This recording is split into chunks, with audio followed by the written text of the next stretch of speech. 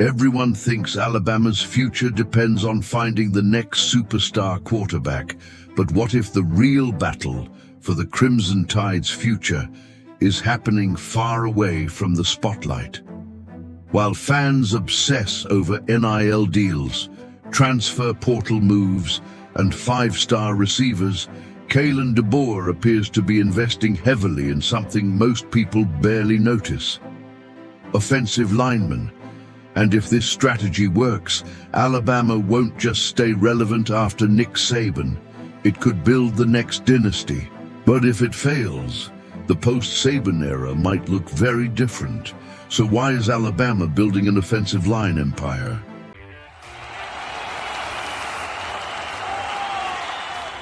When people think about Alabama's dominance, they remember the highlights: Tua Tagovailoa's deep passes, Derrick Henry running through defenders, Devonta Smith catching touchdowns, Bryce Young escaping pressure.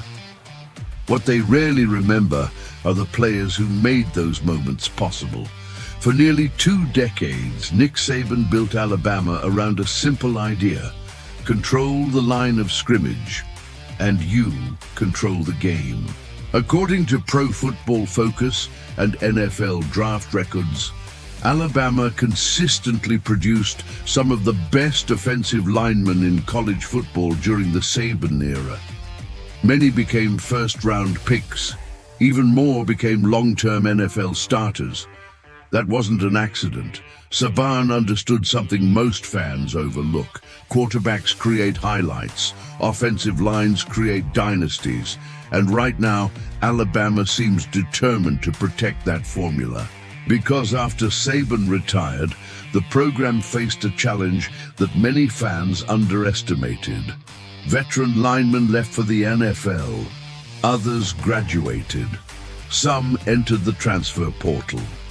Suddenly, one of Alabama's greatest strengths became one of its biggest question marks. And in the SEC, there's no position group harder to rebuild. Elite offensive linemen aren't found overnight. They aren't plug and play. They require years of development, chemistry, and repetition. You can't simply buy an offensive line in the transfer portal. You have to build it. That may explain why Alabama's recent recruiting strategy has become so aggressive. Over the past few weeks, the Crimson Tide has intensified its pursuit of multiple offensive line prospects across future recruiting classes. One of them is Amaziah Siale, a massive California prospect who already held a commitment to Cal before Alabama entered the picture. Shortly after receiving an Alabama offer, other powerhouse programs, including LSU, Texas, and Oklahoma, joined the race. That raises an interesting question. What did Alabama see that suddenly made everyone else pay attention? Another key target is Stafford Willis, an in-state prospect from Arab High School. Reports from recruiting outlets like On3 and 247 Sports indicate communication between Willis and Alabama. Offensive line coach Adrian Clem has increased significantly in recent weeks. That matters because recruiting today isn't just about facilities or championships. It's about relationships, and perhaps more importantly, it's about timing.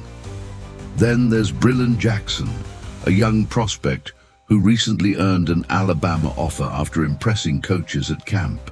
He's still years away from playing college football, yet Alabama moved early, very early. Why? Because the Crimson Tide may be responding to a reality that is reshaping the entire sport. College football has changed dramatically. Quarterbacks transfer, receivers transfer, running backs transfer, but offensive lines operate differently.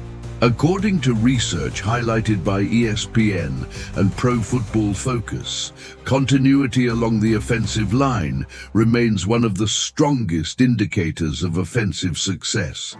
Chemistry matters, communication matters, trust matters, and none of those things can be built in a few months. That's why programs like Georgia, Texas, LSU, and Ohio State are all fighting the same battle. They're not simply recruiting players, they're recruiting time. The teams identifying elite linemen today may control college football years from now, which brings us to the biggest question surrounding Alabama. Can the Crimson Tide remain Alabama without Nick Saban? Every recruiting class is now viewed through that lens. Every missed commitment becomes a headline. Every ranking sparks concern.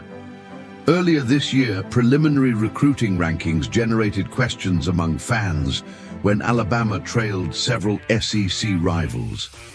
Kalen DeBoer downplayed those concerns. And maybe he sees something most people don't. Because while fans focus on immediate rankings, Alabama appears focused on building something much bigger, a foundation, one designed to last. Interestingly, some recruiting analysts and fans have speculated that Alabama may be shifting resources toward offensive line recruiting more aggressively than previous staffs. There is no confirmation that this represents a major philosophical change, but the pattern is difficult to ignore. Multiple classes, multiple states, multiple early offers. The message seems clear. Alabama isn't trying to win the next recruiting cycle, it's trying to win the next decade. And that's what makes this story so important. Because if DeBoer succeeds, most fans won't notice until years later. They'll see the wins, they'll celebrate the championships. But the real story may have started here, with a quiet recruiting strategy focused on the least glamorous position in football. The truth is, dynasties aren't built through viral highlights, they're built through systems, and systems begin with the 5 players standing closest to the football. Nick Saban understood that.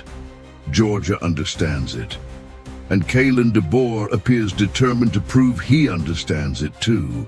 So why is Alabama building an offensive line empire? Because the coaches inside the building may believe the future of college football belongs to the programs that dominate the trenches before anyone else realizes how important they are. The question is whether the rest of the SEC will figure that out in time. What do you think? Is Alabama making the right bet by prioritizing offensive line recruiting, or has college football changed too much for this strategy to work? Leave your thoughts in the comments. Subscribe for more deep dives into the hidden forces shaping college football. And check out our next video on how NIL and the transfer portal are transforming the balance of power across the SEC.